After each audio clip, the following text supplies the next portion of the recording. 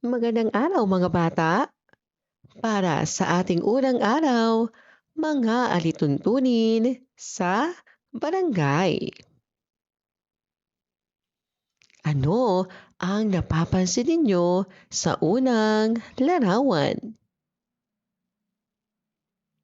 Ano ang nangyayari sa ikalawang larawan? Alin ang gusto ninyong tirahan? Bakit? Ang maayos na barangay ay may sinusunod na mga alituntunin. Ngayon, pag-uusapan natin kung ano ang mga alituntunin sa barangay at bakit mahalagang sundin ang mga ito. Ano ang alituntunin sa barangay? Ang alituntunin sa barangay ay mga tuntunin o batas na ginagawa upang mapanatili ang kaayusan, masiguro ang kaligtasan, mapanatili ang katahimikan ng mga mamamayan. Mga halimbawa ng alituntunin sa barangay. Una, pagtatapon ng basura sa tamang lalagyan. Pangalawa, pagsunod sa oras ng katahimikan. Pangatlo, paggalang sa mga nakatatanda at kapitbahay. Pang-apat, hindi paninigarilyo sa pampublikong lugar. Panglima, pagsunod sa batas trapiko sa loob ng barangay. Bakit mahalagang sundin ang mga alituntunin? Upang maiwasan ang aksidente. Upang maging malinis at maayos ang paligid. Upang maging mapayapa ang pamumuhay. Upang magtulungan ang mga mamamayan. Mahalagang sundin ang mga alituntunin sa barangay upang mapanatili ang kaligtasan, kaayusan at katahimikan ng lahat. Gawin natin.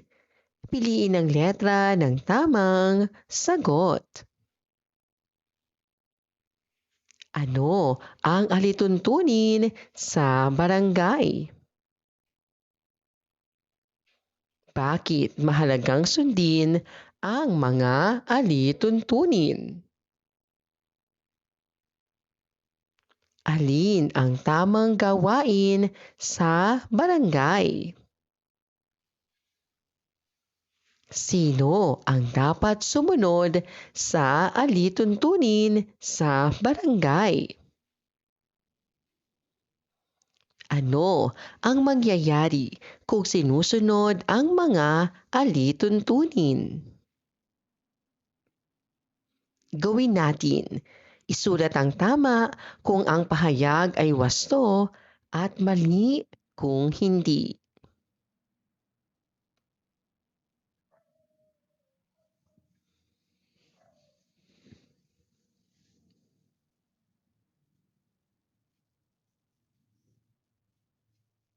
Ikalawang araw, kahalagahan ng pagsunod sa mga alituntunin sa barangay.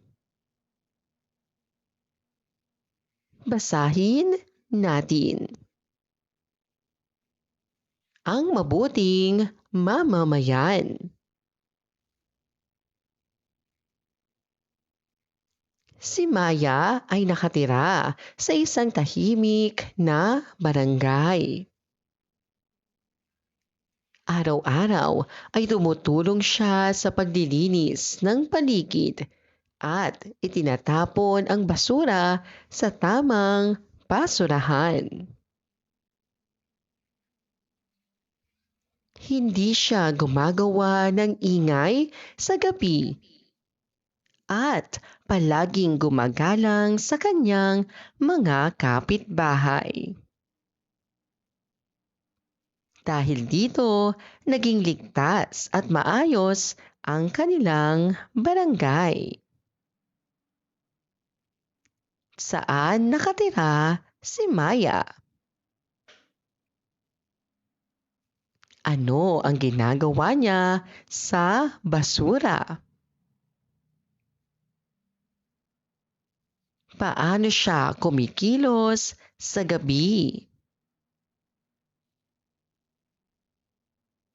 Ano ang naging epekto ng kanyang ginagawa sa barangay? Bakit mahalagang sundin ang mga alituntunin sa barangay? Ang barangay ay lugar kung saan tayo nakatira, kasama ang ating pamilya at kapit-bahay. Upang maging ligtas at tahimik ang pamumuhay, may mga alituntunin na kailangang sundin ng bawat isa. Ang alituntunin sa barangay ay mga patakaran na itinakda upang mapanatili ang kaayusan, masiguro ang kaligtasan, mapanatili ang katahimikan ng mga mamamayan. Mga halimbawa ng alituntunin sa barangay. Una, pag-iwas sa pagsunog ng basura o tuyong dahon. Pangalawa, pagsunod sa tamang oras ng curfew para sa mga bata. Pangatlo, paglahok sa mga gawain ng barangay tulad ng clean-up drive. Pang-apat, pag-uulat ng kahina-hinalang gawain sa mga barangay tanod. Panglima, pagtiyak na hindi gumagala ang mga alagang hayop sa kalsada. Ang pagsunod sa mga alituntunin sa barangay ay nagpapakita ng pagiging mabuting mamamayan. Gawin natin. Kung ang mga pahayag ay wasto, iguhit ang buong puso at biyak na puso kung hindi.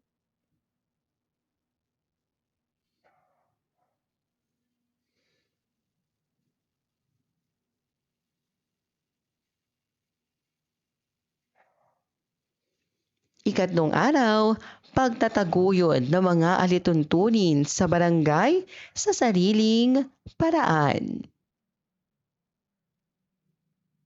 Mag-thumbs up kung ang pahayag ay tama at thumbs down kung hindi.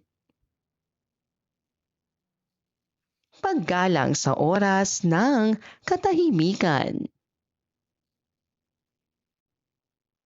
Hayaang gumagala ang mga alagang hayop.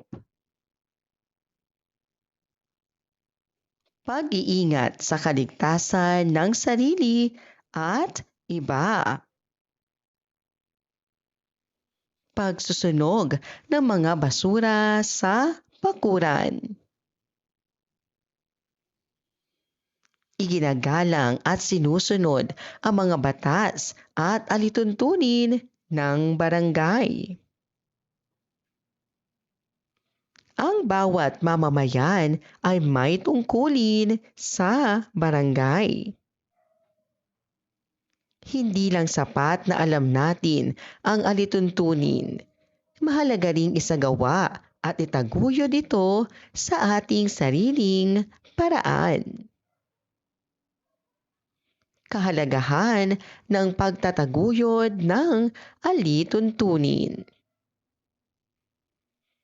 Nananatiling ligtas ang barangay. Nagiging maayos at malinis ang kapaligiran. Nagiging tahimik at mapayapa ang pamayanan. Lumalakas ang pagkakaisa ng mga mamamayan. Paano itinataguyod ang mga alituntunin sa sariling paraan? Maging mabuting halimbawa. Paalala sa kapwa ng maayos. Pakikilahok sa mga gawain. Pagiging responsable sa sariling kilos. Ang bawat isa ay may mahalagang papel sa pagpapanatili ng kaayusan at kaligtasan sa barangay. Gawin natin. Piliin ang letra ng tamang sagot. Ano ang ibig sabihin ng pagtataguyod ng alituntunin?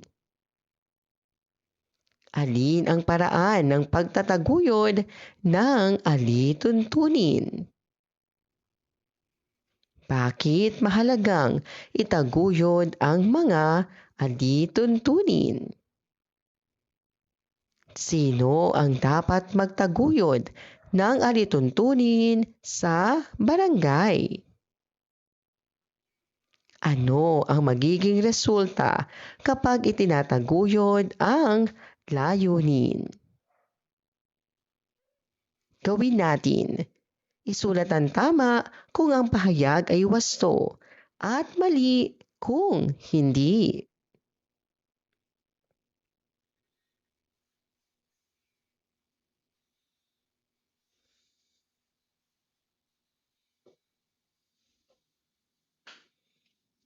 Ika-4 na araw. Pakikiisa sa mga gawain ng barangay at pagsunod sa mga alituntunin.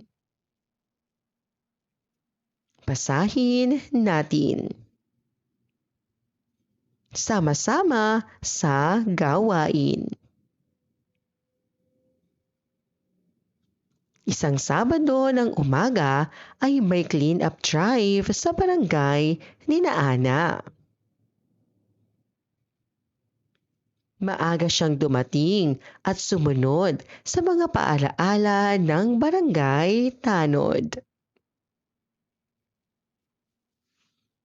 Maayos niyang ginamit ang mga kagamitan at tumulong sa kanyang mga kapitbahay. Dahil sa pakikiisa ng lahat, naging malinis at tahimik ang kanilang barangay. Anong gawain ang sinalihan ni Ana? Sino ang mga sumali sa gawain? Paano ipinakita ni Ana ang pakikiisa? Ano ang naging resulta ng kanilang pagtutulungan? Bakit mahalagang sumunod sa alituntunin sa mga gawain ng barangay? Ang barangay ay hindi lamang lugar na ating tinitirhan.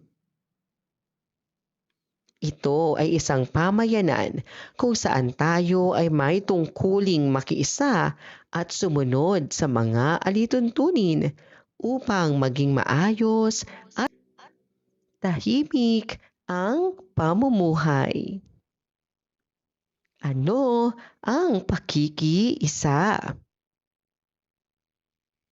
Ang pakikiisa ay ang pagsali sa mga gawain ng barangay, pagtulong sa kapwa at pagsunod sa mga itinakdang alituntunin. Mga halimbawa ng gawaing barangay.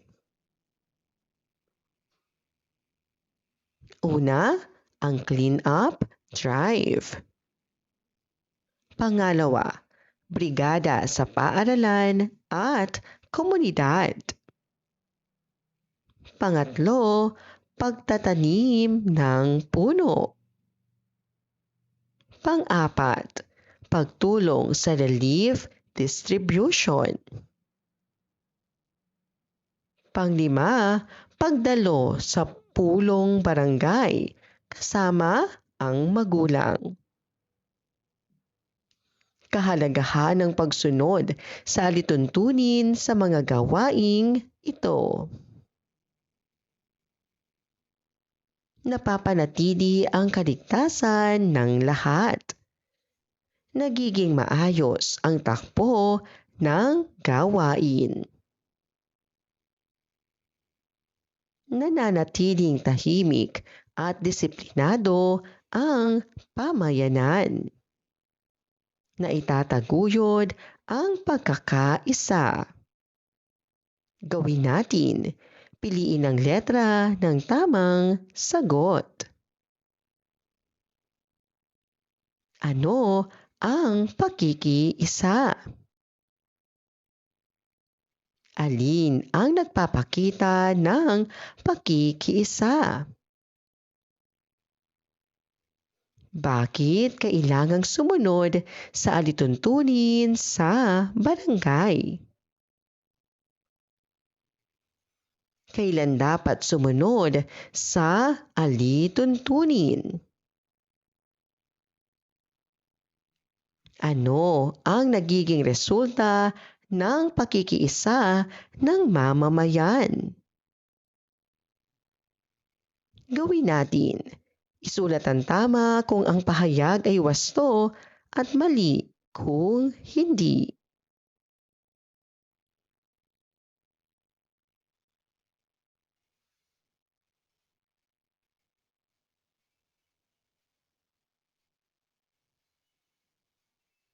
Maraming salamat po sa inyong panonood at pakikinig.